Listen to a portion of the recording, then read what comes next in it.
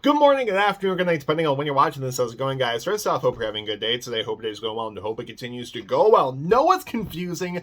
21 Pilots in certain music videos and trying to tie them into the Dima storyline. Like Tear My Heart. How in the world does that make sense? Choker. That's also a fever dream. We're still trying to work out the logistics of that. Heathens. Actually, no, this one makes a lot of sense, actually, especially when you realize that it takes place after Trench and before Clancy. It takes place in that interim period. Why? Here's why. If you got that reference, congratulations, we're friends now. So we all know the music video. It takes place inside of a prison because of the Suicide Squad movie where the song was made for. At least I think it was used in this scene because it uses footage from it. I've never seen the movie, so I genuinely don't know. But regardless, we are in a prison cell in this music video, and we really don't see a prison pop up within the Dima storyline until last year before the Outside music video came out. If you turn to your Clancy journal hymnal 202203 Moon 17 to the document, which is also called Isolated. Yeah, no, it's the insanely long one because the first one we had in forever, talking about the live stream experience and the Clancy writing process. In this upper half of it, it's the first time we get some form of a prison. Specifically in this part, it talks about Tyler/Clancy leaving the prison cell for the very first time, following the guard down this dark gray hallway that almost gave this synthetic calmness and arriving at a blue door. And it was very much in a contrast to the usual concrete mirage. As I went through the doorway, I found myself in another typical gray Dima room. The only difference was who was present for me, which is the bishops, Keon's being one of them.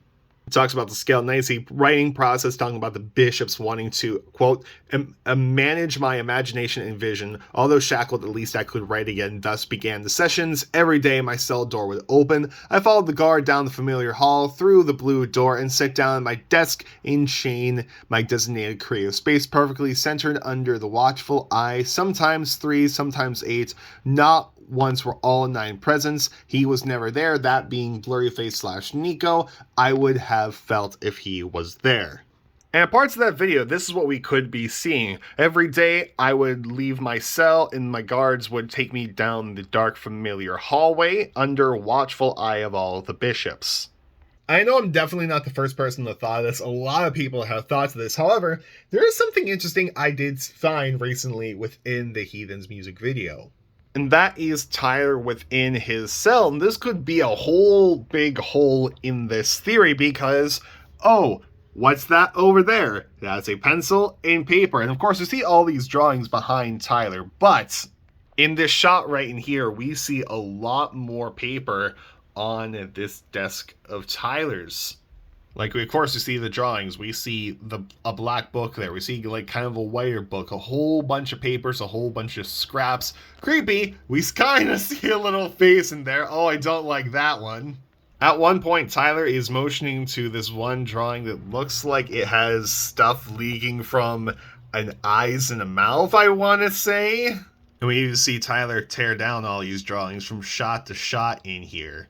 But the point is all these papers right in here because Tyler was never allowed to write unless he was in watchful eye of the bishops, which, I mean, could be what this is. They could just be watching over a camera and giving instructions through an intercom, as we see right in there by the Chinese food.